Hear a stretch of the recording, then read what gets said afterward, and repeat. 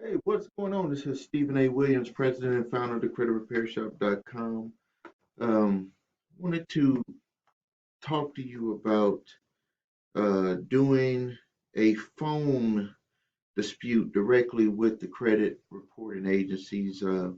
This is something that I don't usually talk about, but it's something that we've done from time to time, depending on uh, the specific situation of the customer that needs help with their credit repair process. This is mostly done in ID theft situations or where family members have similar names. Um, this is I don't want to say a strategy. This is just a process that we've used, and I don't know if other credit repair companies uh, have actually done this for their customers, but we've done it. But it's again, it's used for situations like ID theft or where your name is matched with a family member, where items were moved over to you because there was some sort of match discrepancy. I've seen this with uh, in a video I did earlier today was one where the grandfather and the grandson and similar name medical bills went to the grandson, even though they were for the grandfather. And I've seen it where there was a junior and senior. That was one that was horrendous, where the father had bad credit and had stuff that kept going on the son's credit report. And the link was just that they shared the same name and they had one address, even though they lived at different addresses, they had one address that matched.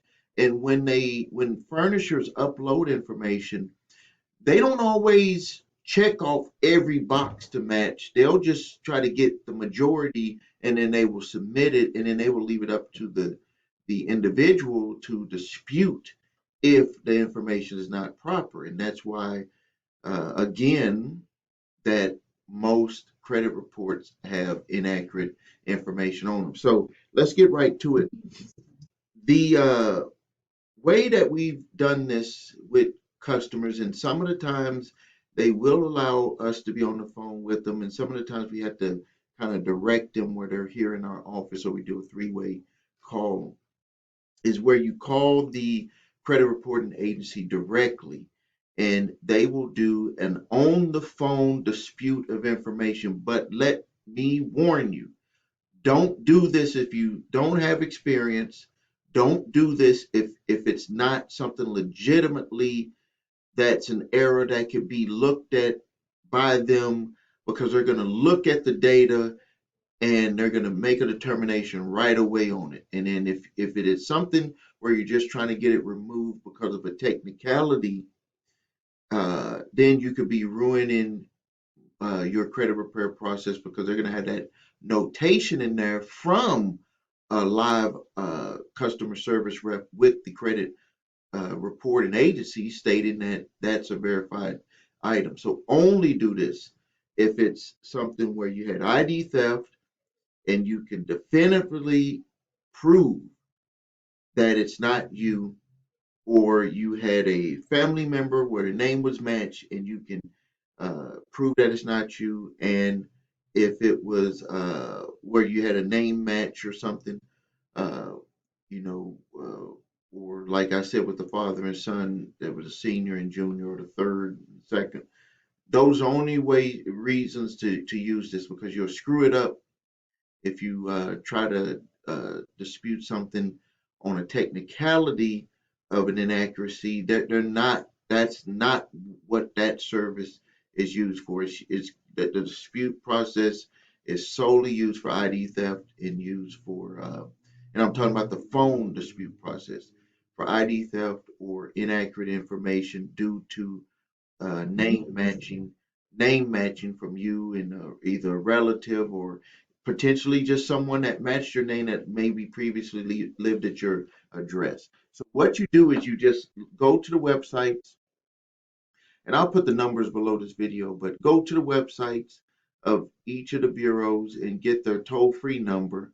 call them up and let them know that the information is inaccurate, and they're going to ask you what is your reasoning for the dispute, and then you'll tell them, uh, that's my uncle.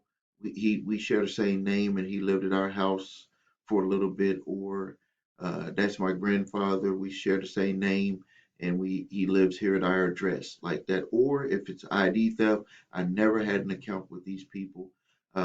They might ask you, did you try contacting the original furnisher of the information? You can tell them yes or no, but you can tell them that you want them to do a dispute because it's harming you by being on your credit, and that you never did business with those companies and you want to dispute it. Now, the results that we've gotten for people who ID theft is going to kind of go through a process, but the ones where the name had a match, where there was a relative name had a match, they're able to correct that right away. One of my clients, we did it, and his scores was low 700s, and right away when we did it for his Equifax, it was in the 800s right away. They had rescored his credit like within minutes from making that correction. And uh, another way, I'll take that back on just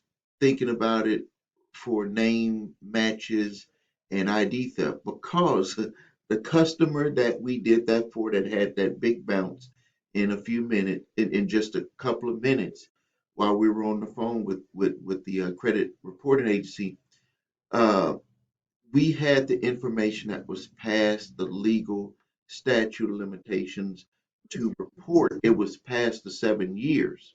So you can also call if you have an account that is past the 7 year mark of being able to be reported. They will also take that information off of your credit reports instantly, because they could do a search, make sure that the information is past that date, and they know just by the rules of the Fair Credit Reporting Act that that information has to come off. So I'll take that back. There's four reasons you got, or three reasons you have: the ID theft, you have if your name is matching, a family member, or just name match someone that maybe lived at your address. And then the other one is if it's past the 7 year statute of being able to be reported on your credit reports.